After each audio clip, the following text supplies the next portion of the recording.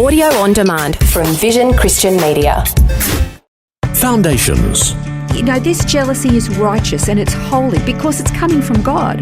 Deuteronomy chapter 4, 23 and 24 says, He spoke again and He said to His people, So watch yourselves that you don't forget the covenant of the Lord your God, which He made with you.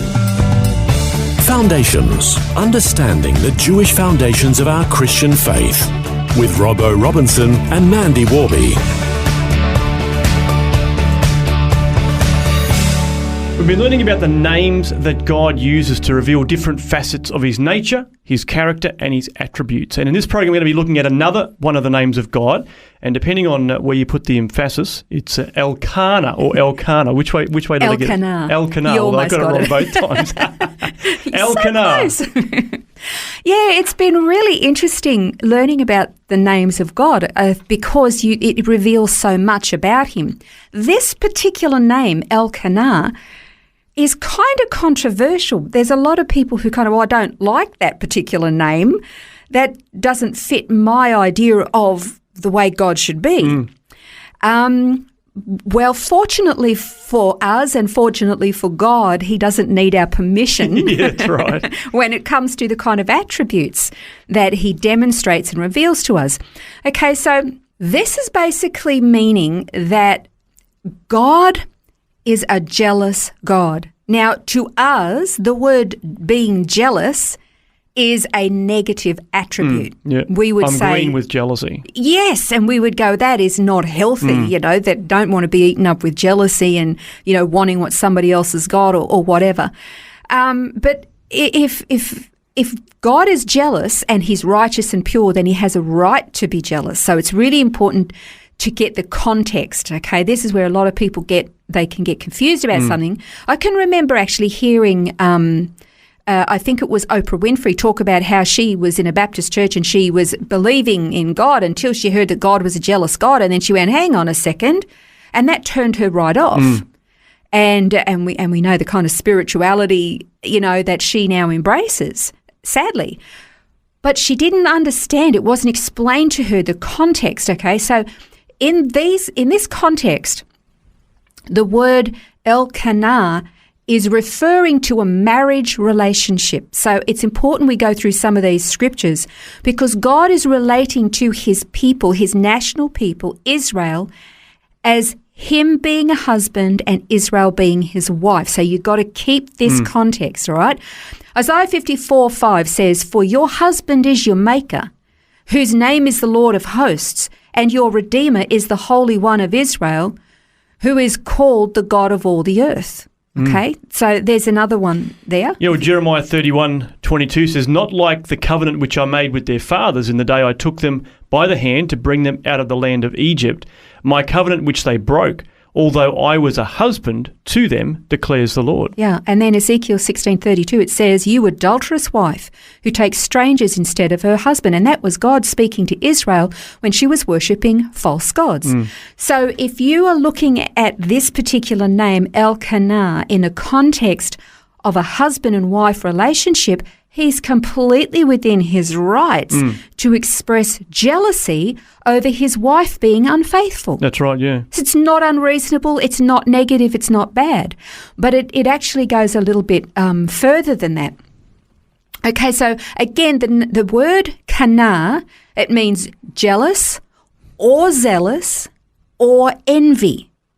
Again, keep that in the context of a marriage relationship.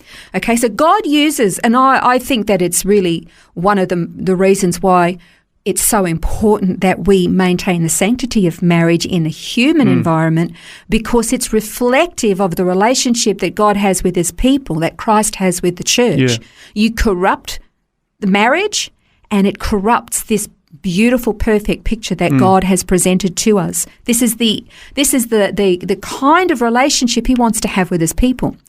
And if you look at the very first time that this word is used in the Old Covenant, it's in Exodus 20 verses 4 and 5, and it says, God spoke to His people and He said, You shall not make for yourself an idol or any likeness of what is in heaven above or on the earth beneath or in the water underneath the earth.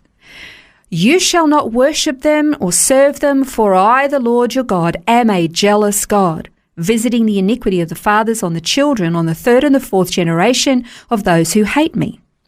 Now, when you read that, you kind of think you're jealous, and if you don't get your own way, you're just going to heap all this destruction on all these following generations. That's not right. But put it back in its context of a husband and a wife. So there's another passage there. Do you want to grab this one, Robbo? Yep, so this is Exodus 34. From verse 13 to 16, it says, "Again, God speaks to his people and says, Rather, you are to tear down their altars and smash their sacred pillars and cut down their Asherim.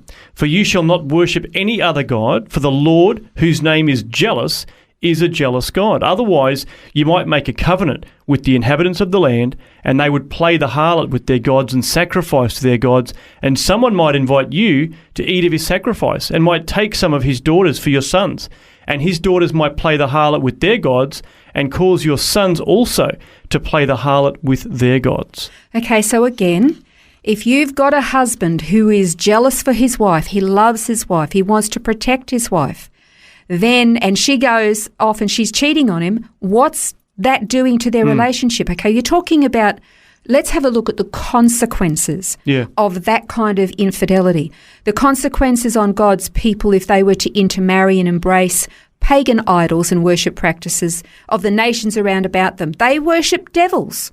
They sacrificed their children to those devils. They embraced all manner of sexual immorality with devastating consequences. It's God's people, if they didn't remain faithful to him, they would actually destroy themselves. The consequences would have been of their own. And that would have then been passed down from generation to generation. What do we see in our own human lives? Yeah, that's right. The consequences of the sins of our great-grandparents can be felt down through successive generations. And God was jealous for his people, for his wife, for his children. Yeah. So really God's trying to protect them from that, isn't there? Like that's where the jealousy comes in, or the envy. It's like he's actually wanting for their own benefit to protect them from those repercussions. Absolutely. This expression of jealousy or zealous envy had nothing to do with the green-eyed monster that was just jealous for themselves. This was about the protection and the care, as you said, for his own people because of what was going to happen to them. He didn't want them destroying themselves.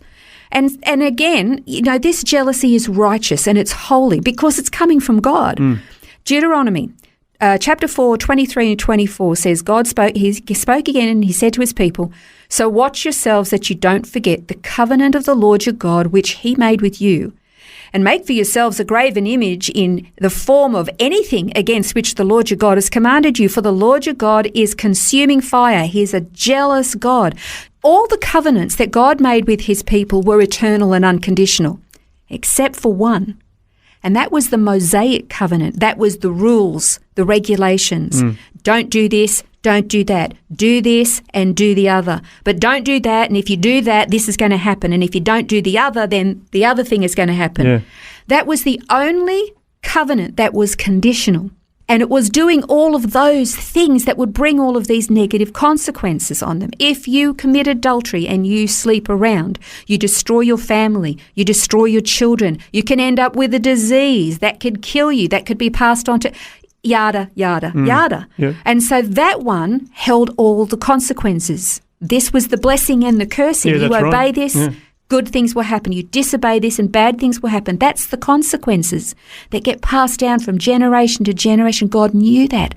And he said, I am so jealous for you. I love you. I want to protect you. I want to spare you from all that. Can't you see what's going on in your neighbouring countries? Can't you see the devastation? Don't be like that. And so he said, I'm jealous for you. I want to protect you.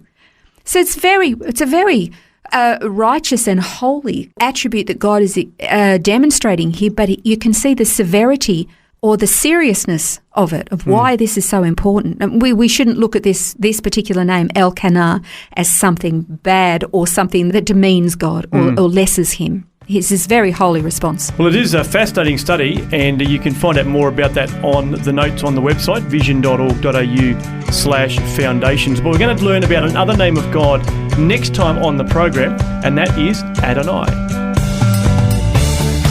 This has been Foundations, a look at the Jewish foundations of our Christian faith. For study notes, resources and more, see vision.org.au/foundations. Thanks for taking time to listen to this audio on demand from Vision Christian Media. To find out more about us, go to vision.org.au.